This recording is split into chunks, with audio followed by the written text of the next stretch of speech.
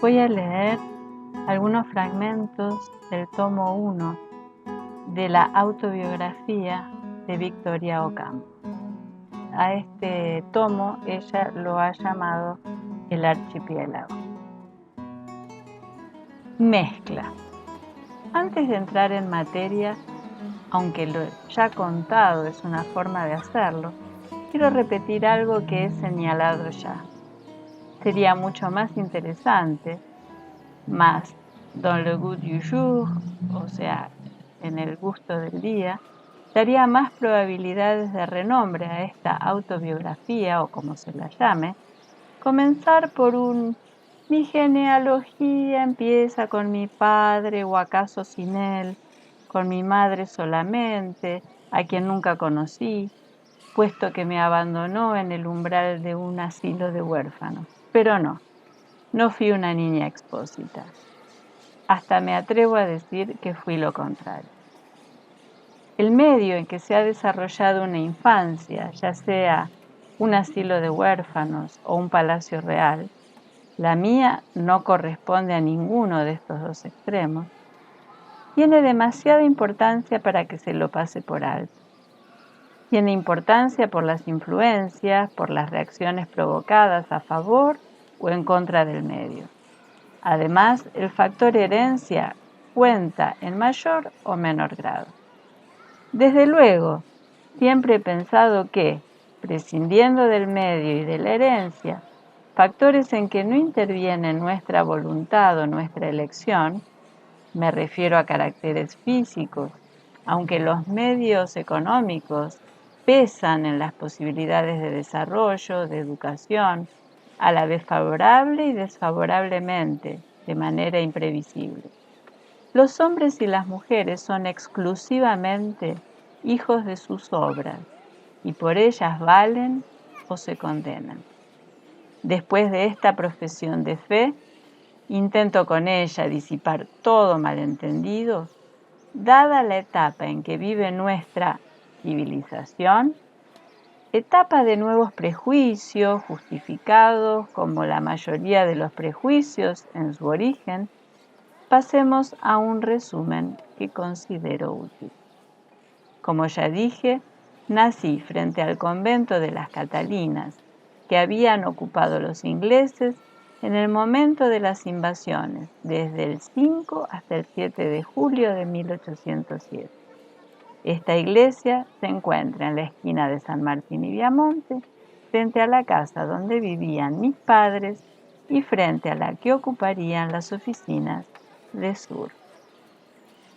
Así como el río de la Plata, visto desde una azotea de la calle Viamonte o desde las barrancas de San Isidro, fue el horizonte de toda mi vida, mi familia fue el background o telón de fondo en que brotó y se desarrolló.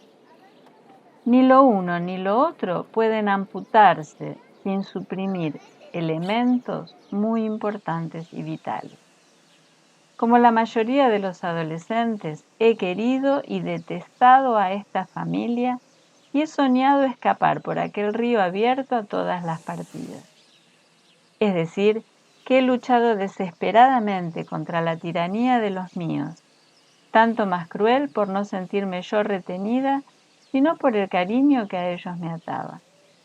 Esta tiranía nacía de ciertos prejuicios corrientes en aquella época, en todas partes del mundo, aunque en diferentes proporciones.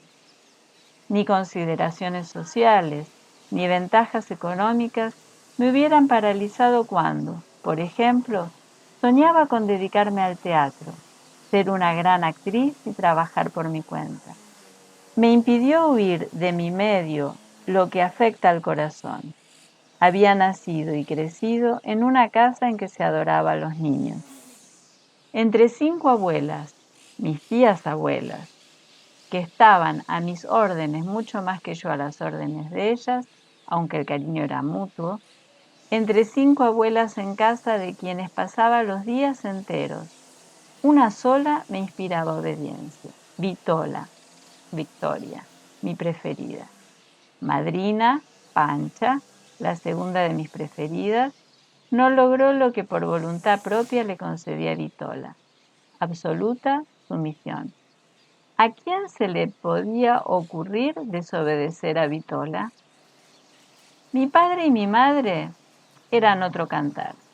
Desde luego había que obedecerlos y los adoraba, pero ellos estaban como en otro plano, más cerca y más lejos a la vez. Los dos muy distintos, inspiraban matices muy distintos de cariño. Lo descubro a posteriori. En cuanto a mi padre, sé que estaba tan ansioso e impaciente por verme llegar al mundo que temía morirse antes. Yo fui la mayor de sus 6 hijas. En aquellos días de abril, habrá mirado por la ventana de nuestra casa las palomas que se pasean sobre las cornisas de las Catalinas, como a menudo iba a mirarlas yo. Esas campanas, destinadas a ser la música de fondo de muchas crisis, interiores y exteriores, sonarían una tarde de abril, como todas las tardes, cuando a las 4:30, más o menos, empecé a llorar.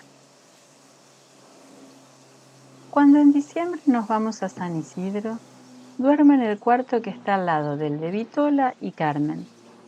Vitola se sienta cerca de mi cama y casi todas las noches me lee cuentos de hadas antes de apagar la luz. Pero siempre queda una veilleuse encendida porque tiemblo en la oscuridad.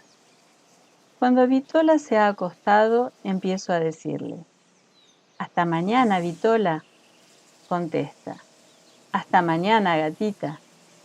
Esto sigue y sigue. Vitola se cansa y no contesta. Entonces aumenta mi fervor y mi deseo de hacerle repetir, aunque sea una vez más, su «Hasta mañana, gatita». Tiene que ser ella la última que lo dice. Si no, no estoy en paz. Esta ceremonia tiene lugar cada noche. A veces Vitola se empaca y no contesta. Le parece que insisto demasiado. Entonces, ¿qué problema? No puedo callarme ni quiero disgustarla. No puedo abandonar la partida hasta oírle decir: «Hasta mañana, gatita». Una noche, después de haberme acostado, conversé con Vitola y me dijo que no se llamaba Victoria, que su verdadero nombre era Antonia, o que su primer nombre era Antonia. Se llamaba Victoria solo en segundo término. Quedé anonadada.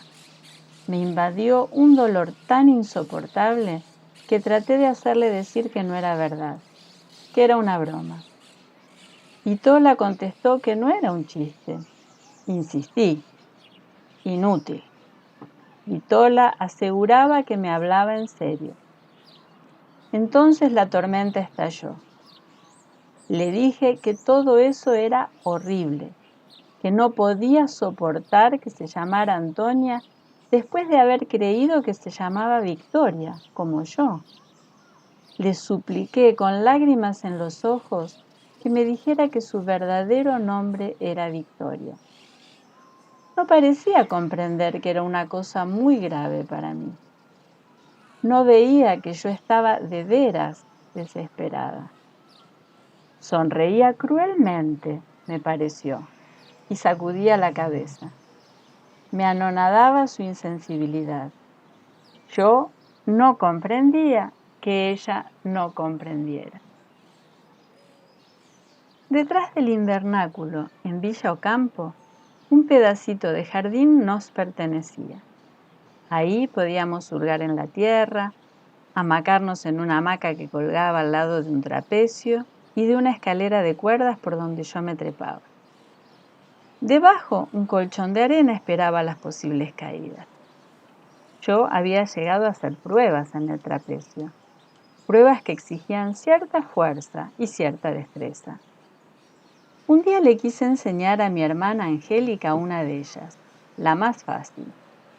La hice colgarse del trapecio en la postura de los pruebistas de circo, cuando esperan que otro pruebista se lance de otro trapecio y se prenda en sus manos. Esto lo hacía yo, sin dificultad. Le imprimía al trapecio un movimiento de balanceo, como lo hacía yo.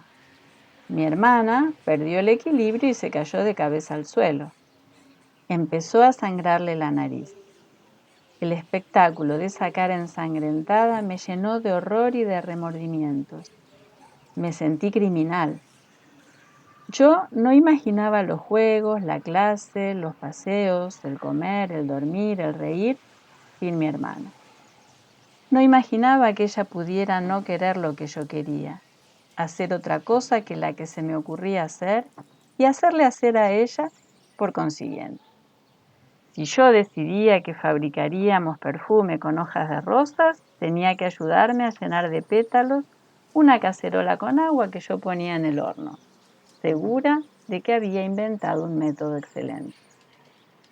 Si otro día pensaba que podíamos teñir algún género aplastando flores de colores vivos, tenía que ayudarme a coleccionar trapos para el experimento. Ella comía masitas que yo prefería, pues me parecía inconcebible que pudiera preferir otras. No la distinguía de mí misma, fuera de las ocasiones en que me adjudicaba el derecho de comer doble ración de masitas y de llevar la voz cantante. Mis tías abuelas, a veces me daba cuenta de la diferencia, me mimaban más que a ella. Esto me molestaba mucho en cuanto lo notaba. Cuando me llamaban para hacerme un regalo, preguntaba inmediatamente: ¿y Angélica? No había secretos entre nosotras. ¿Y cómo los podría haber habido si ella era yo? Nos entendíamos a medias palabras. Nos ponían los mismos vestidos, los mismos sombreros, los mismos zapatos. Los míos eran más grandes, pero eso era todo. Leíamos los mismos libros a las mismas horas. Estudiábamos en la misma geografía, la misma gramática a las mismas horas. Íbamos a todas partes juntas, yo adelante y ella atrás. Entrábamos en las mismas tiendas, yo adelante y ella atrás. Subíamos en los mismos coches, deck o coupé, yo adelante y ella atrás. Trepábamos por las mismas escaleras, yo adelante y ella atrás. Mi derecho de primogenitura, ese derecho tan comentado por la historia santa que estudiábamos, me parecía indiscutible y natural. Me hubiera parecido absurdo que pudiéramos vivir de otra manera, que yo adelante y ella atrás. Ese orden venía de nuestro nacimiento. Yo exigía obediencia y ofrecía protección. Sin embargo, de noche, cuando atravesaba interminablemente en mi cama uno de esos inmensos desiertos de miedo en que me sentía perdida para siempre, era yo la que extendía el brazo hacia la cama vecina y despertaba a mi hermana. ¿Estás durmiendo? Yo buscaba su mano y una vez que tenía entre la mía esa mano más chica, más débil que la mía, esa mano que tal vez habría apretado demasiado durante el día por distracción o por violencia, la oscuridad enemiga se volvía menos amenazante.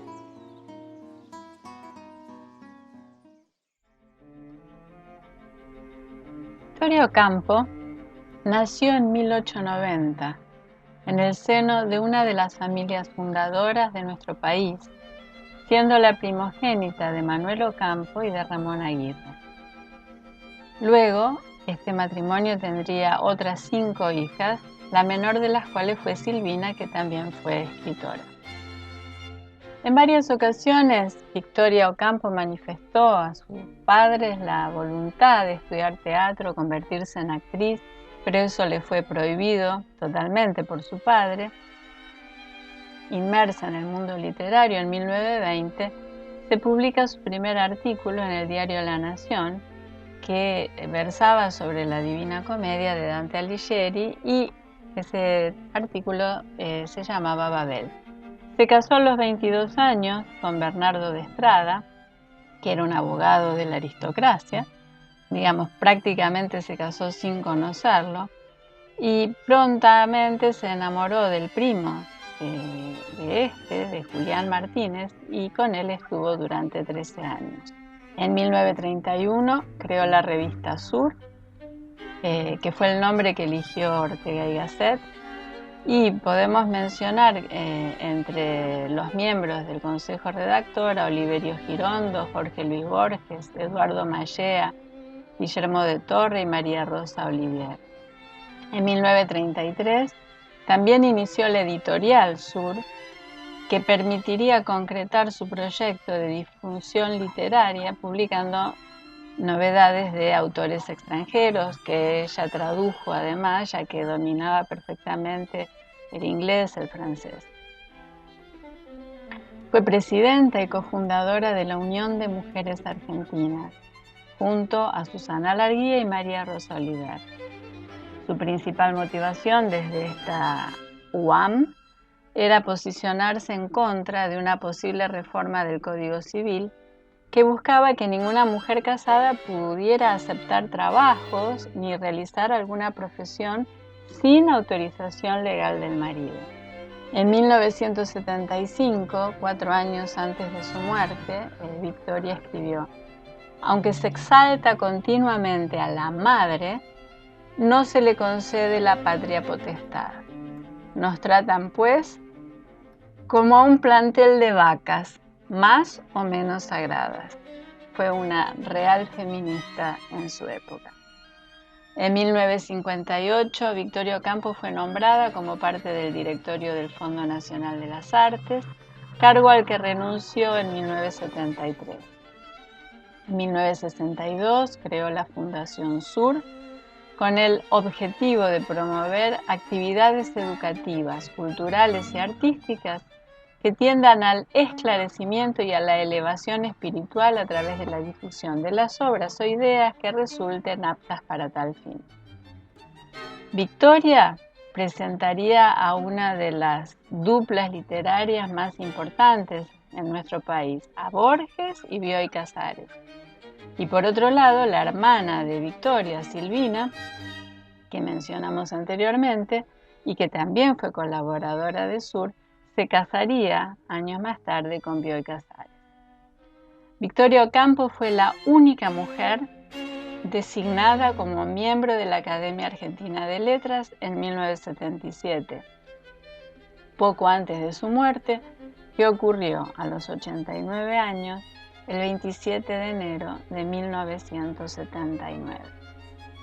Borges, en su artículo luego de la muerte de Victoria Ocampo, escribió: en un país y en una época en que las mujeres eran genéricas, tuvo el valor de ser un individuo.